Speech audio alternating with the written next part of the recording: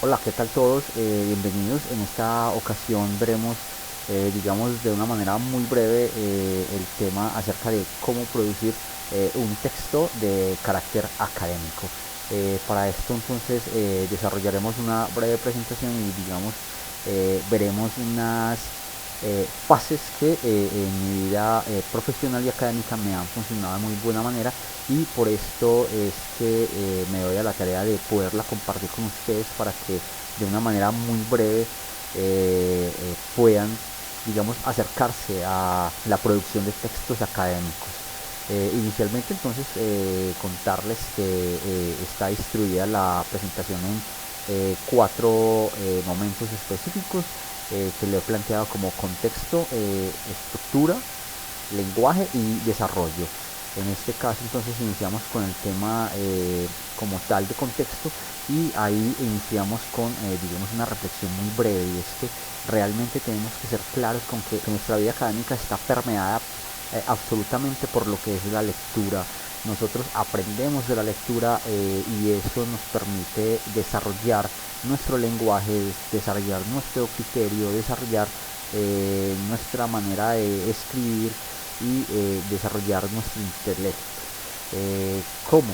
En ese proceso mental que se hace cuando estamos haciendo lectura y que se absorben un montón de ideas y que trabaja muy fuertemente de la mano con lo que ya nosotros traemos como contexto, eso que hemos desarrollado a la medida que vamos creciendo y que vamos aprendiendo cosas, no solo en lo académico, no solo en la escuela, sino también esas otras cosas que uno va aprendiendo por otros lugares y que le permiten a través de la lectura unirlo y poder desarrollar y producir diferentes elementos y hasta producir nuestras propias ideas. Eh, Esto tiene unas implicaciones. A la hora de escribir, la primera implicación es que tenemos que saber de qué escribir y finalmente la lectura nos permite acercarnos a eso. Por eso es que normalmente los trabajos vienen ligados a una serie de lecturas que desarrollamos en las aulas de clase y que desarrollamos, digamos, activamente por fuera de ellas también. Por tanto, eso es lo que nos permite acercarnos y conocer del tema. A partir de ahí entonces de esas lecturas es que nosotros realmente podemos empezar a trabajar y a conceptualizar y a desarrollar ideas propias en torno a un tema. Entonces el asunto, sin lugar a dudas, es algo que es trascendental. El segundo elemento que tenemos que saber de contexto es los tipos de texto y su escritura. Tenemos que también acercarnos a ese ejercicio de escribir. Si bien este video lo desarrollamos para eso, pues finalmente tenemos que comprender que ya venimos en diferentes etapas en las que venimos desarrollando producción literaria de alguna manera, ¿cierto? Mínimamente en la escuela, en el colegio, nos dan unos principios elementales, pero que en la medida que nosotros vamos avanzando y que vamos leyendo, estos pueden ir mejorando. Es importante comprender las características de la audiencia, es decir, a quién le escribimos, porque de acuerdo a eso también hay una intencionalidad, el para qué escribirles, pero también para eso hay un lenguaje particular con el que nos vamos a referir. eh, y también comprender otros aspectos lingüísticos y gramaticales, sin lugar a dudas, hacen gran parte de lo que es el proceso escritor. Si bien cualquiera diría que posteriormente pueden mandar a revisar y a organizar los trabajos, es un ejercicio que realmente es personal y que debería ser tomado de una manera mucho más seria.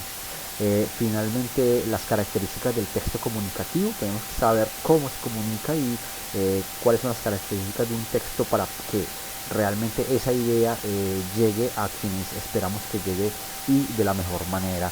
Como les decía, planteado tres etapas.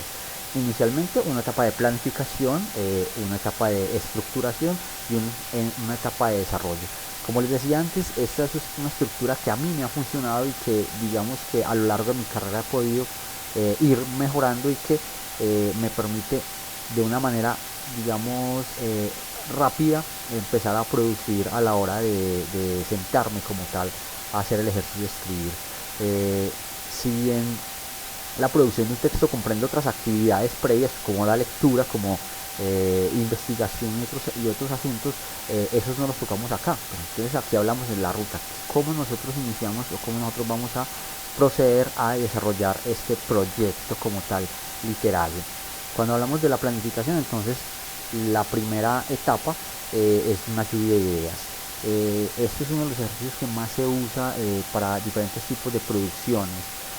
La lluvia de ideas, sin lugar a dudas, es un ejercicio bastante fuerte a la hora de generar ideas nuevas, valga la redundancia, acerca de un elemento, acerca de un texto, acerca de una información, acerca de algo que queramos crear.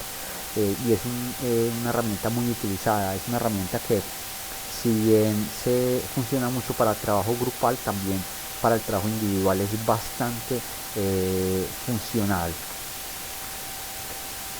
Aquí tenemos una breve muestra de una lluvia de ideas. La lluvia de ideas, la idea es que se lancen ideas sin prejuicios.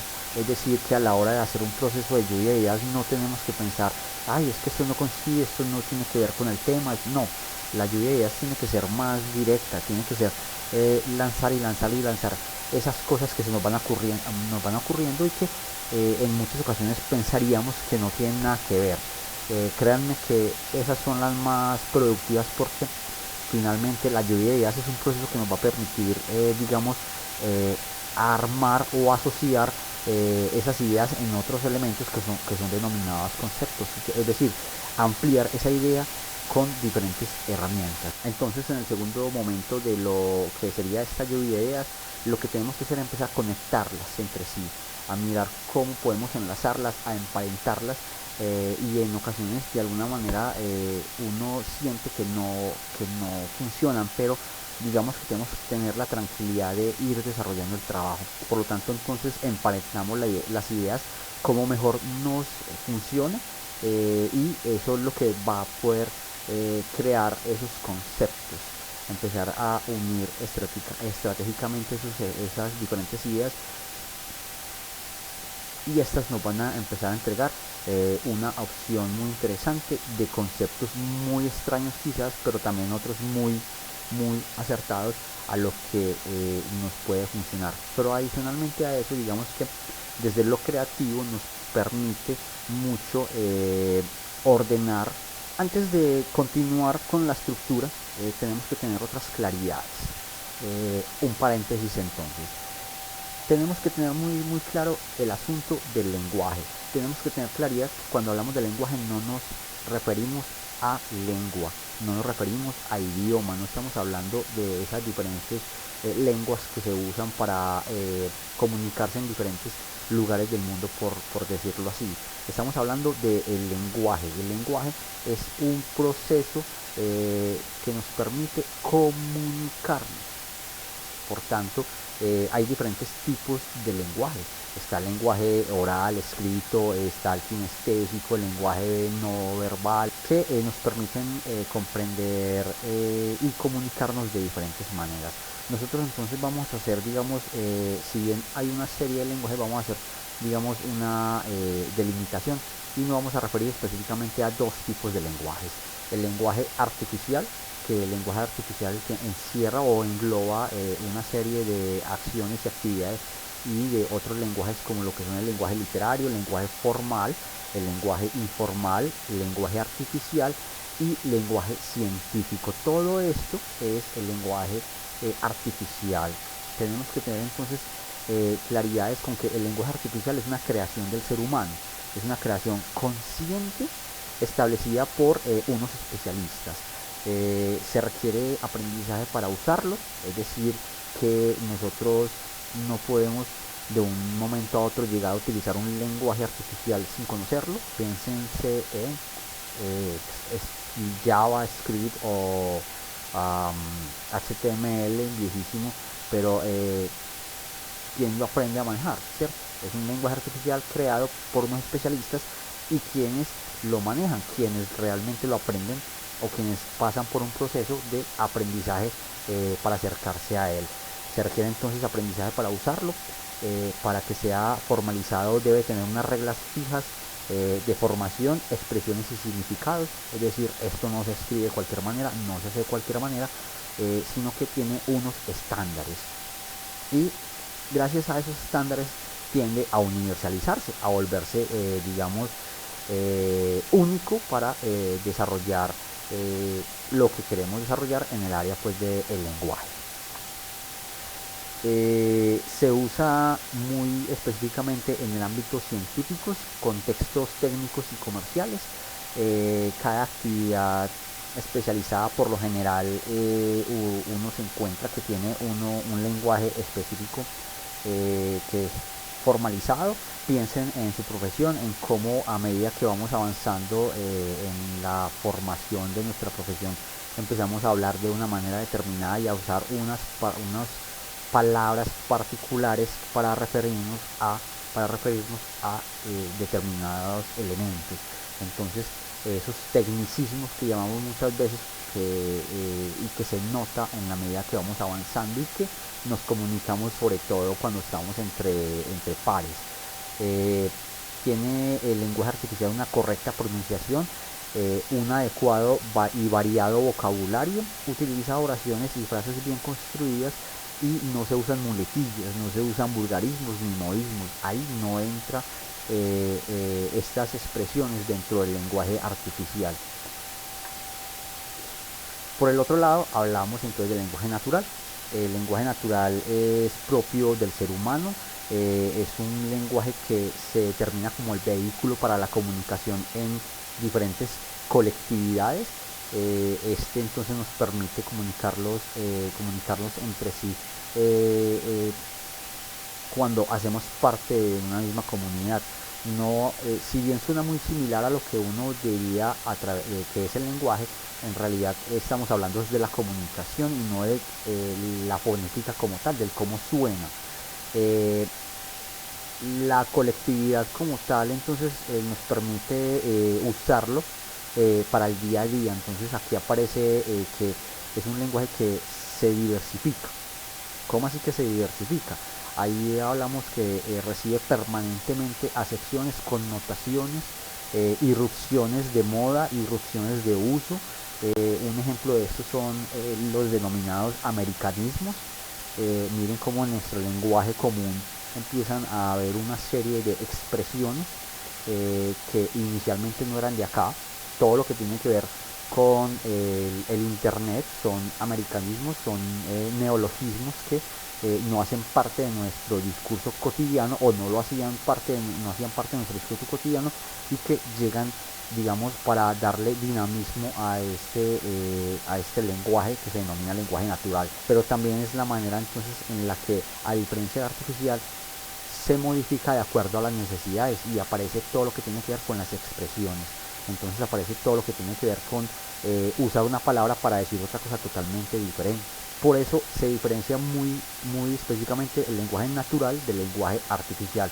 En el lenguaje artificial no pasa eso. No da pie, no hay cabida a las connotaciones, es decir, a los significados o simbolismos diferentes de lo que realmente es el término. Volviendo al tema de el modo de construir el texto, llegamos a la estructuración. Tras la organización de los conceptos, pasamos a esquematizar. Para esto a mí me funciona mucho el mapa conceptual para todo el desarrollo del discurso. Entonces hicimos una lluvia de ideas, asociamos las palabras y formamos conceptos y términos, y a partir de los conceptos y términos empezamos a armar una estructura. Y para mí, como les digo, lo hago muy fácil y muy bien con un mapa conceptual que me permite dar, digamos, el curso a lo que es la construcción total de las ideas que debo desarrollar en este texto. Los párrafos como tal entonces también tienen una estructura muy particular, y si bien hay diferentes tipos de párrafos, no vamos a ir, digamos, a eso en este momento, porque yo creo que no es como necesario, y vamos a escribir un párrafo muy particular. Y ese párrafo particular es el párrafo en el que se entrega inicialmente la idea central. Es un párrafo en el que la primera línea lanzas la idea central para que todos sepan inmediatamente cuál es el tema del que se va a hablar, y este da lo que es el tema o la idea principal. Es el elemento más importante. A continuación, entonces, las otras líneas del núcleo temático como tal son otra serie de frases que desarrollan el tema. Es decir, si bien en la primera línea lanzas la idea central, en las segundas líneas empiezas en segundas y terceras, pues en la medida que vas desarrollando el párrafo, vas desarrollando esa idea que has entregado. Hay que tener otra claridad con el tema de los párrafos, y es en torno a la dimensión, al tamaño de los párrafos como tal. Un párrafo no se constituye por 2 o 3 líneas, no. Un párrafo se constituye por 3 o más líneas que permiten contextualizar o aclarar una idea como tal. Y finalmente tampoco puede ser muy largo, porque cuando los párrafos son muy largos tienden a generar que los lectores se pierdan. Por tanto, un párrafo ideal estaría entre 3 líneas hasta máximo quizás 8 líneas, para que no entorpezca el ejercicio a la hora de la lectura. Para esto entonces también les muestro este ejercicio. Recuerden que veníamos haciendo el esquema con el tema de gestión tecnológica, y que bueno, aquí pues, si bien ya hice un mapa conceptual que lo vieron anteriormente, aquí digamos que ya estructuro esa información en la manera en la que va a quedar mi texto orgánicamente. Entonces, como pueden ver, tenemos el título. Aquí no estamos hablando de introducciones ni de los otros elementos del párrafo, sino como en la lectura como tal, el desarrollo del tema como tal. Entonces aquí tendríamos, de acuerdo a mi trabajo, una conceptualización, y miren, cada uno de esos elementos que yo lancé en la lluvia de ideas, que estructuré en el mapa conceptual, aquí ya me van dando línea de trabajo. Aquí ya estoy hablando de un esquema que me permite desarrollar textualmente mi producción. ¿Qué pasa aquí? Aquí nos encontramos entonces con que mi cuerpo temático tendrá 3 momentos específicos.